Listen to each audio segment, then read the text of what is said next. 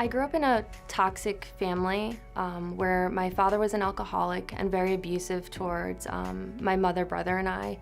And it was really hard for me to believe that God existed when I was going through so much turmoil at home. Even though we were going to Sunday services, I still didn't believe that my family were being really honest with what was going on, and if God saw this, that He would stop it. So I decided at a really young age that I would stop going to church completely and never come back. I would stop praying, I would stop reading the Bible, I would completely disregard God existed. My life after that didn't get any better. It actually got worse. I was partying a lot, I was in and out of really toxic relationships. I didn't really know what my purpose was and kind of just spiraled out of control over the years, drinking, partying. It led me to a place where I wanted something different. I wanted to hit the restart button and get a fresh start. I had a friend who was coming to Faith Church and who invited me. The day I came, I felt really emotional. I felt this pull that I should have been here,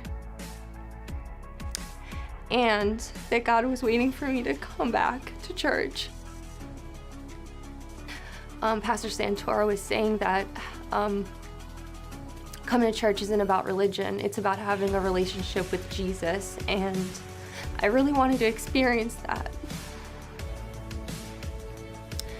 And I put my hand up thinking no one would see me. And I put it down and he actually asked everyone to come forward. And I'm like, no.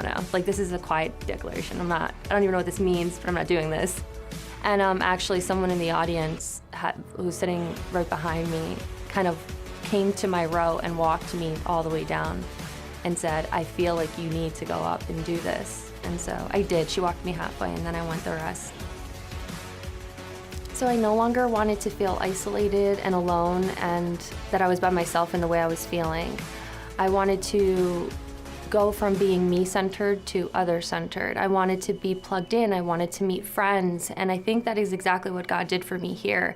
He was able to provide me with groups that I was able to meet other people that were going through similar things that I've gone through, that overcame those similar circumstances.